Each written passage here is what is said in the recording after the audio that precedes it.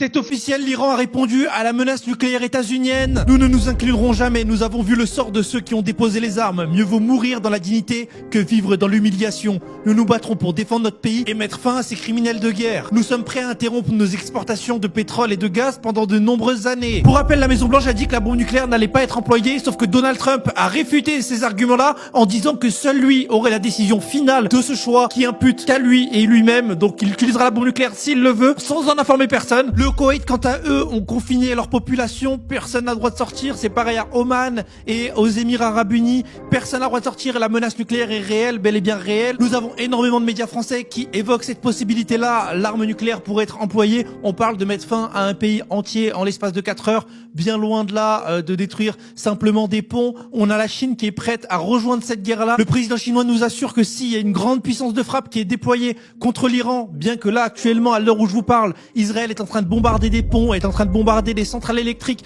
pour priver les citoyens d'électricité. C'est pour punir les citoyens, en particulier que Trump a traité d'animaux. Il traite les citoyens iraniens d'animal. Israël pourrait bien disparaître en même temps que l'Iran si l'escalade continue. C'est une escalade qui est sans fin. Il y a carrément la télévision israélienne qui met un compte à rebours en attendant que l'Iran disparaisse. Donc à la fin de ce compte à rebours, l'Iran aura disparu selon les chaînes israéliennes. Les chaînes de menteurs pro-sionistes nous annonce que l'Iran compte disparaître ce soir.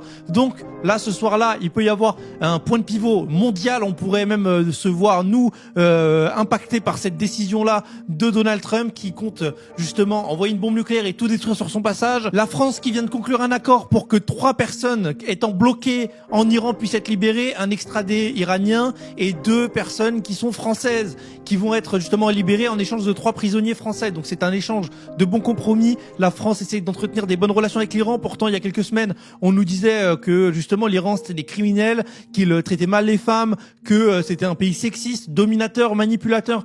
Et tout ça s'est retourné contre Israël. L'opinion publique a changé. Israël est devenu le pays le plus détesté. Donald Trump passe à 61% de chance d'être destitué avant la fin de son mandat, ce qui est tout simplement énorme. La situation va évoluer. Ce soir, je vous tiens au courant puisque la situation est tellement grave que je vais monitorer ça toute cette soirée-là pour vous proposer les vidéos et vous cartographier tout ce qui se passera. Si la bombe nucléaire est envoyée, vous serez les premiers informés. N'hésitez pas à vous abonner et à liker puisque on est Shadowban. J'ai posté des vidéos sur l'état des Palestiniens et justement ce qu'ils vivaient dans les camps de concentration, etc.